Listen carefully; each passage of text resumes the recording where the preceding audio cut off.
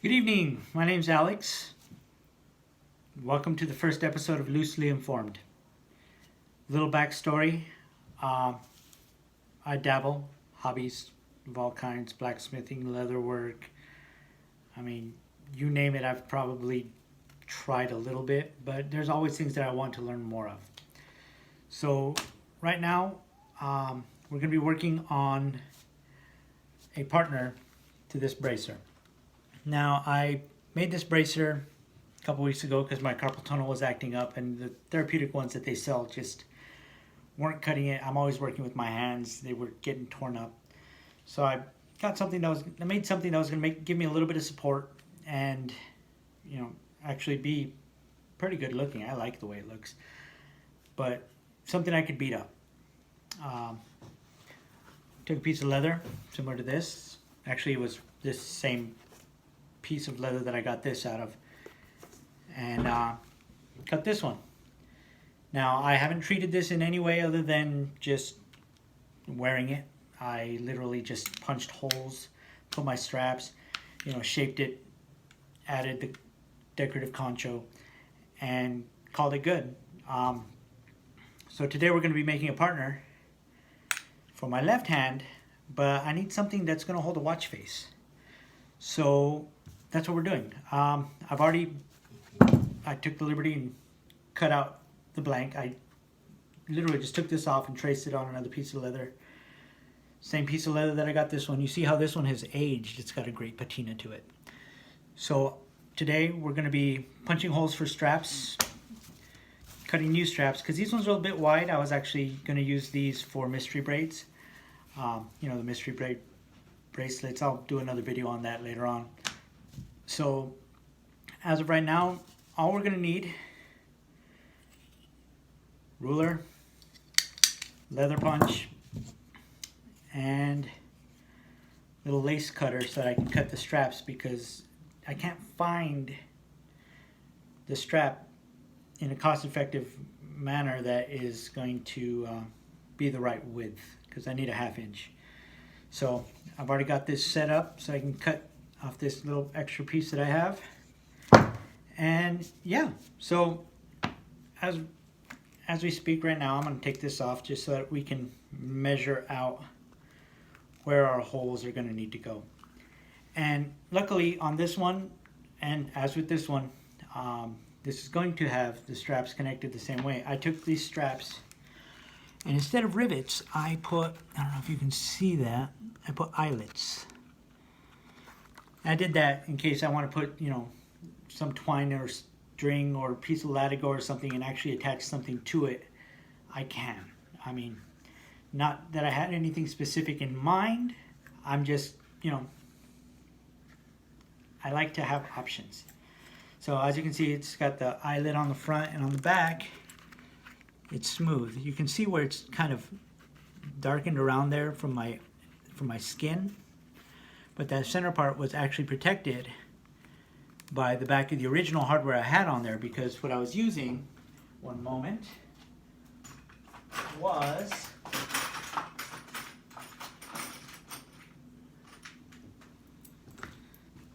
these screws, and it's just got this flat head screw, and it's got the threaded back. So you see that protected part of the leather part that's not faded was actually being covered up by this portion of that back piece. So today, having those eyelets in place is going to be very good, because now I can just literally fold it over, spread it out over, and at least pinpoint 2 of my holes. I don't like the angle which I mounted these on, so I'm probably going to try bringing this end further down towards my elbow. So I'm gonna mark this top hole here on my leather, get it punched, get a piece of hardware in there just so I can line it up, and then I'll punch the second hole to to the inside to keep it from turning after I get it lined up the way I want it to. So that's what we're going to be doing right now. Let me readjust the camera and we'll start.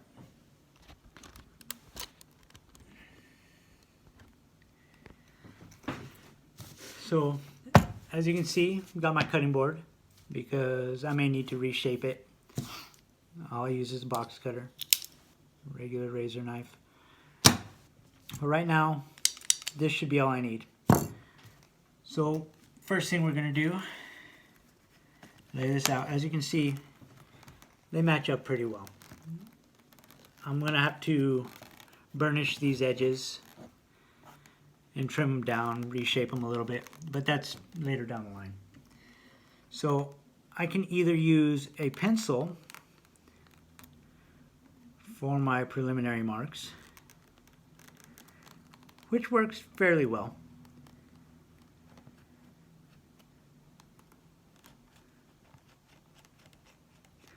On the second holes on the inside, as you can see, it's got little dots just from the pencil. That's all we really need, because we're going to be going back with our leather punch and actually punching the holes.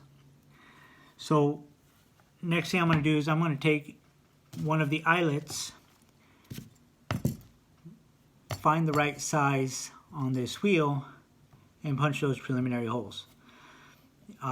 Eventually, well, sooner rather than later, I'm going to take my watch face and I'll set it here, and I'll actually trace the outline on the leather where I want that piece to go.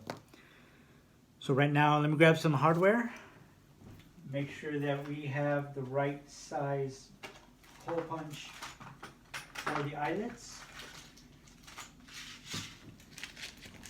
and we'll punch our first few holes.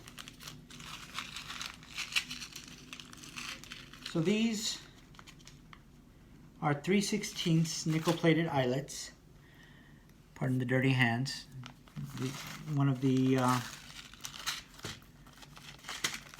dangers of living a productive life is take these eyelets, and I'm literally just going to match it up to my hole punch, and it looks like that one there is going to be the one we need.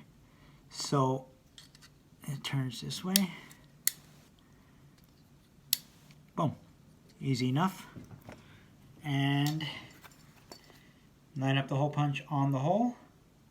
I try to do it at an angle to the leather, because squeeze, turn it, pop it out. Now that leaves you a nice clean hole. I don't know if you can see just how easy that was. Again,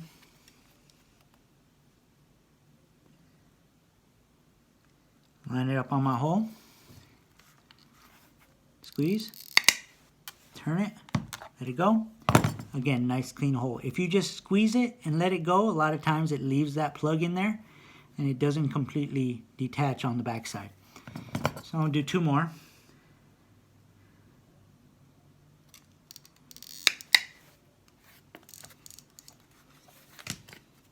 See, just like that. Didn't squeeze it hard enough, you see? Now you got to make sure to line it up really well when you put it back in. Get that last little pop. There we go. And the last one.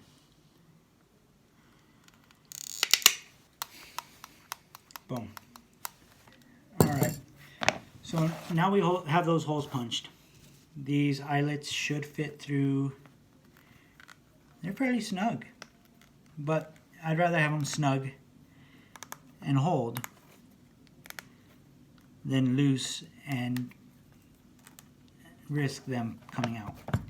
So next thing we're going to do is I'm going to take my ruler over here, and I'm just going to measure center to center on these eyelets. So that's 1/2 inch. You can actually measure outside edge to outside edge as long as you do the same edge, and that'll give you the same distance. Alright, so next thing we're going to need to do is we're going to need to cut a couple of straps. 1, 2, 3 of them. 2 long ones. And then a shorter one that we're going to cut in half and fold over to hold our buckles. So, looks like we don't have much strap here, but we do have we have 2 full inches. So that'll give me exactly the quantity of strap that I need, and I'm fairly certain that this edge here is going to be my waist, because I don't know if you can see it. It'd be best if I put that up against it. There's a knot, there's a little cut in there. You see that? That angle goes off, and that's what happens when you buy mass-produced leather. A lot of times these things come off of a machine in China somewhere, and it just, you know, sometimes that edge, just those blades are deflected or whatever. You don't have the quality control that you do getting it from a normal local leather supplier. Now, I've already set this up. So on this lace cutter, that's what I call it. I'm not sure what the exact name of it is. Has your distance here. There's a blade in here. This gap here is adjustable. You loosen one of these blades and you open it up, or you slide it back and forth as need be. So I've already set it for this thickness of leather. I can get this thickness of leather all the way through there without any sort of issue. It is a little tight.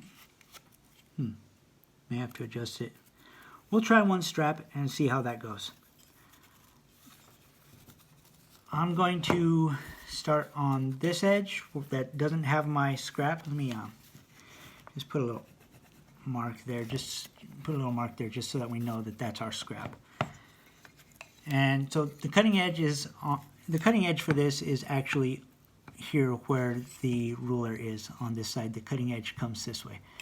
So basically all you do is push it through. And I do prefer working with a larger piece of leather, just because it has a little bit more structure to it. But we have what we have.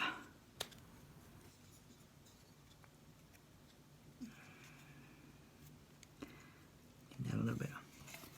So that should slide right back in there to our 1/2 inch mark. Come on. There we go. And once we get it actually going, there we go.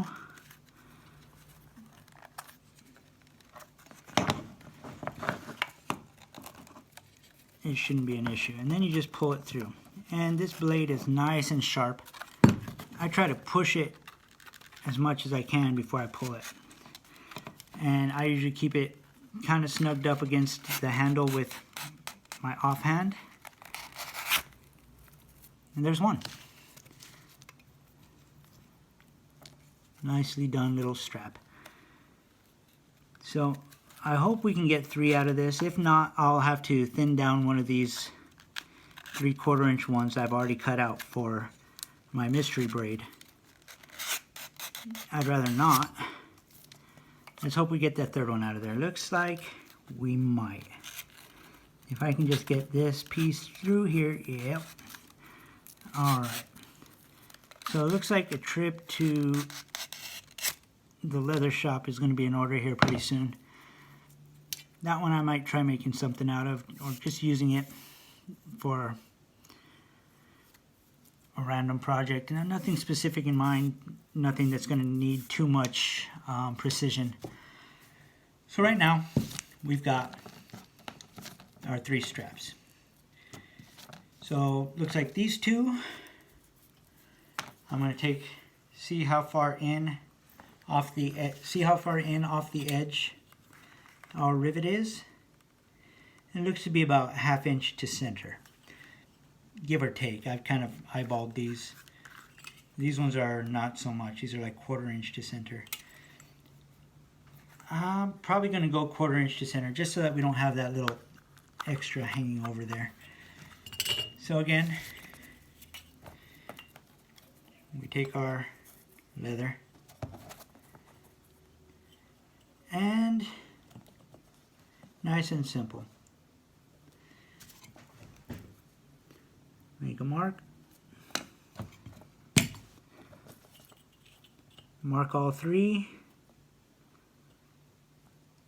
And your mark doesn't have to be exact, but your punching does. So just mark all three. What I mean is your mark doesn't have to be exactly in the center. As you can see, I put that one off a little to the side. Now these are 1/2 inch wide. So I am going to go to my mark there and just at 1/4 inch just put a little crosshatch there. And now I know where those two lines meet up is where my hole needs to be.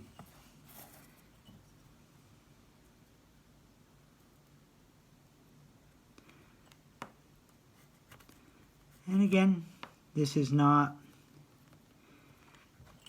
an exacting science. The first holes I'm going to punch will be exact. Actually, I'm only going to do 2 of these. And then the second hole, I'll measure on here, get it at the angle I want, and then I'll punch this second hole and this hole. I may punch them at the same time, either that or I'll measure 1/2 inch off of this hole, center to center, mark it, and once I punch this hole, I'll line these ones up and punch that secondary one. So again, I'm probably, you know what, I want to go size up on this just because that was a bit snug. And I don't want to have to struggle to get it through my straps. So again,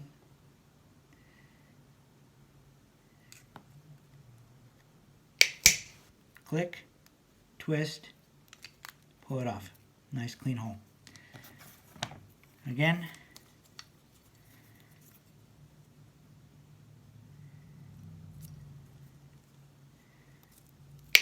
click, twist, nice clean hole. So what I'm going to do now is I'll measure my second holes.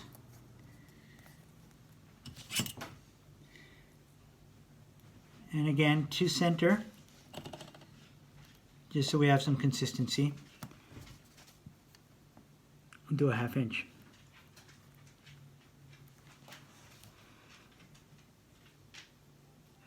Did I do that? Yep, I did that correct. Okay. To center, 1/2 inch. Now I could have gone 3/4 inches off the edge. It would have given me the same spot. But who am I kidding? I'm not that exact. All right. So what I'm going to do here, just for alignment's sake, is I'll drop this through to hold them together. Like I said, pardon the dirty hands, I just got off work. Tighten that up. Doesn't have to be super tight, just... Alright, so now we've got our line, and that makes it easier. Just 1, keeping things aligned, and 2, you only have to punch it once.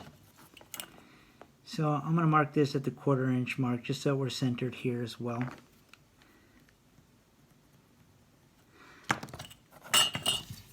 And where those two meet,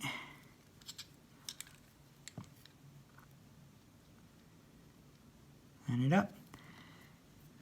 And it's going to take a little bit of extra oomph.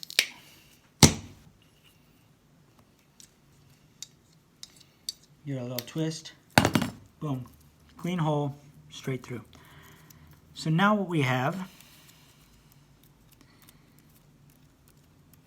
is our straps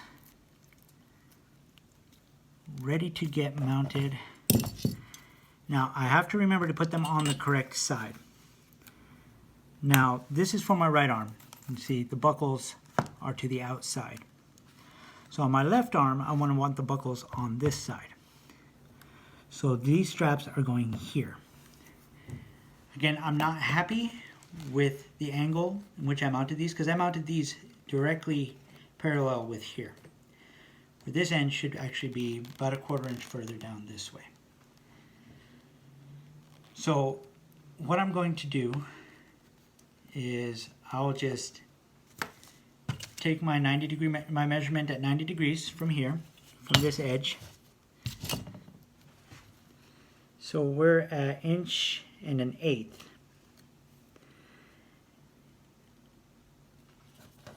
And same here, this one should be 90 degrees. All right, so this is 1 1/4. All right, so what we'll do here is we'll drop that back 1 inch to 1 inch. And then we'll go 90 degrees off of here.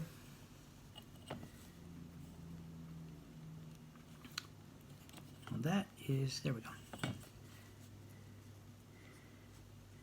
90 degrees off of here. And so these are about a 1/4 inch in, give or take. So I'm going to go 1/2 inch further. So here, and it's actually an extra 1/16, so I'll mark it there. And then I'll go on that line that I just marked and go 1 inch in, and that should give me the correct distance betwixt the two. Should. I don't think it's gonna. Alright, so I think what I'm gonna do here instead is I will just mount this bottom here.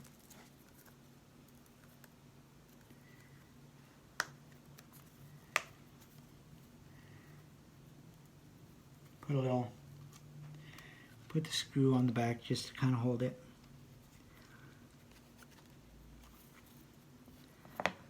All right, so now we have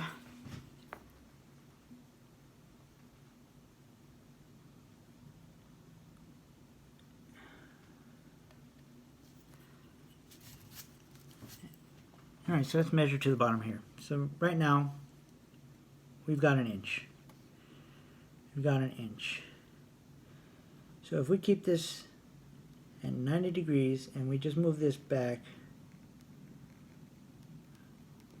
1/4 inch is a lot of movement on that, but I think it's probably going to be better. Let's go 1/8 of an inch. Yeah, let's split the difference there. And I'll just mark that.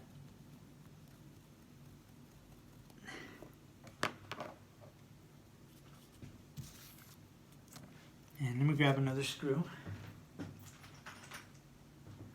Do the same here. Again, these holes may be a bit snug, but I'd rather have to snug them up, you know, struggle a little bit getting the eyelets in there and worry about them coming loose later. That's just me. Again, channel's called Loosely Informed for a reason. I've never claimed, and I never will claim, to be an expert at anything. So, take what I say with a grain of salt. So now what I'm going to do is I'll just measure from here to here. So we're looking at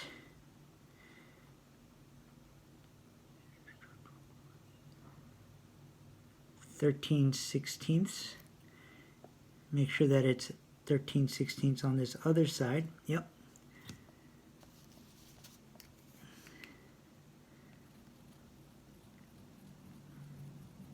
And there we go. Pull those off. I'm not going to mount any of these to the actual bracer.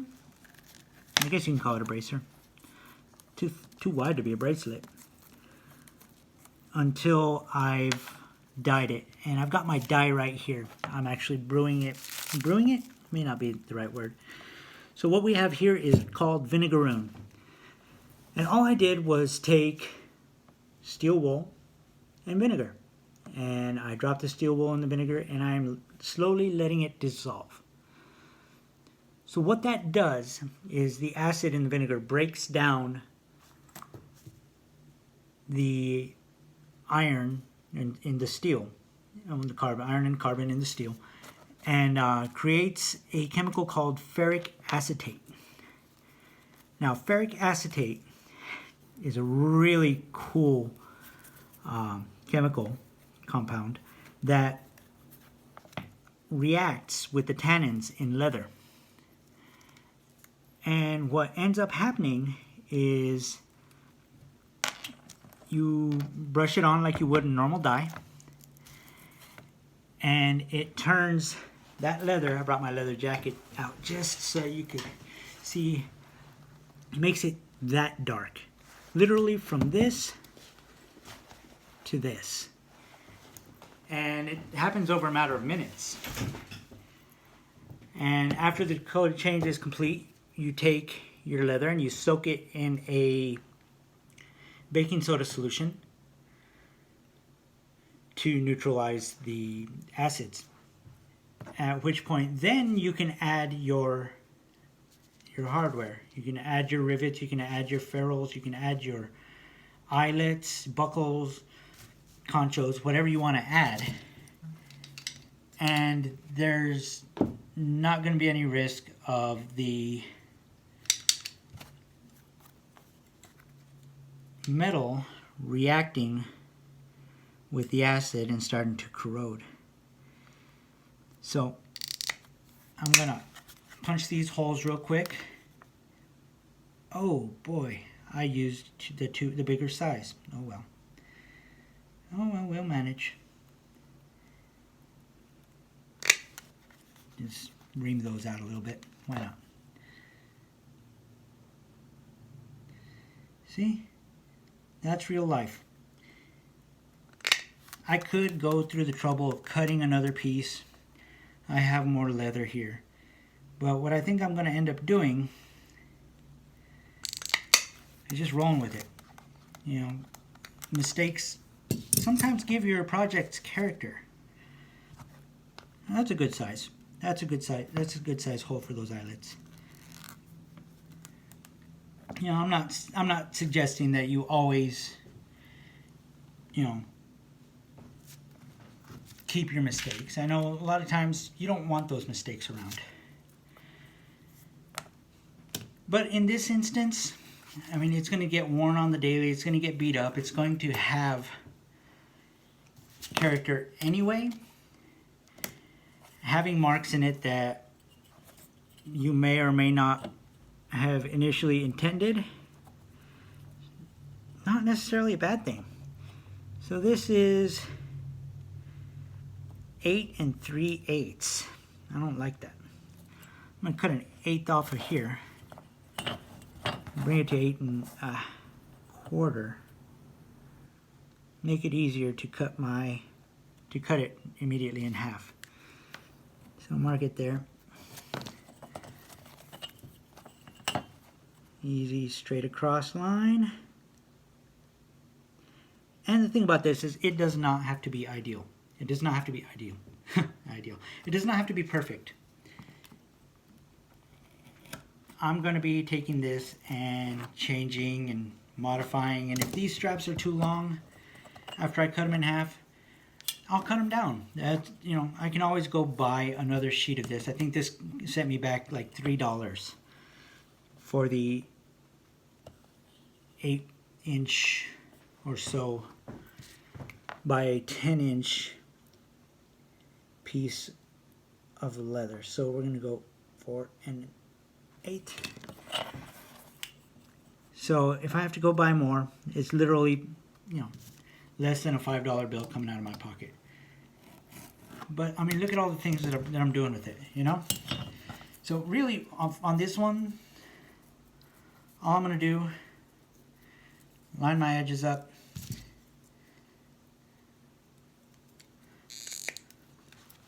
Punch.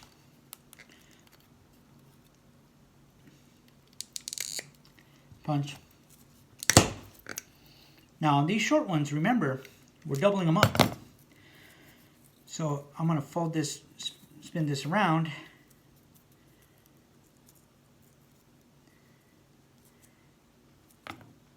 You know what? I was going to do it there. I'm going to do this. Take my second piece.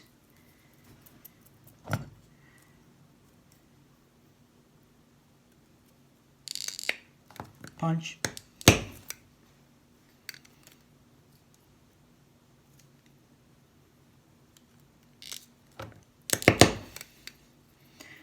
And what I'll do is I'll fold them over, fold them in half, and punch it through the backside so that I know these edges are going to line up once these holes are punched.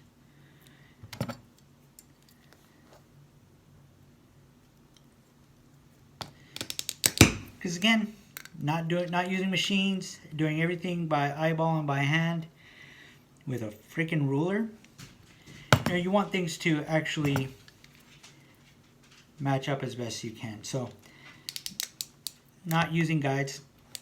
Oh wow! Apparently, my hands are a little tired from the day. Turning valves all day will do that. So I'm gonna get these punched out. That's about all I'm going to be able to do for the evening. I'll punch the other two holes for the on the bracer, and that'll be that.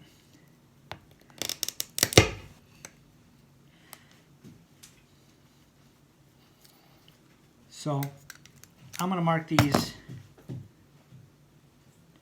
bottom and top just so that I'm not even going to mark the top. I'll just mark the bottom. Maybe just put a little X on there so that I know that the X faces down, because as you can see, they're not perfectly centered. They're kind of offset. So when I do these, I want them to be at the same angle, because if I do it like this, then all of a sudden I've got a different angle on this strap, you see. So if I just punch these holes here the same way, and heck, this one I'm just, you know what, I'll do my second video where I punch those holes. There's too many variables right now. I'll punch those holes and dye the leather when we come back.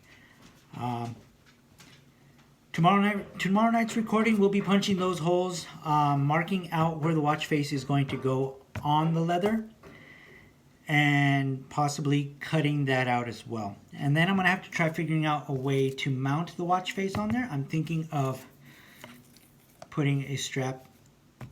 This is the right width for the watch face. So mounting this strap maybe on the back, so that the watch face, so I can use this for the watch face to actually mount to. That's something to be worked out in the next day or so. Until then, again, my name is Alex. This is Loosely Informed.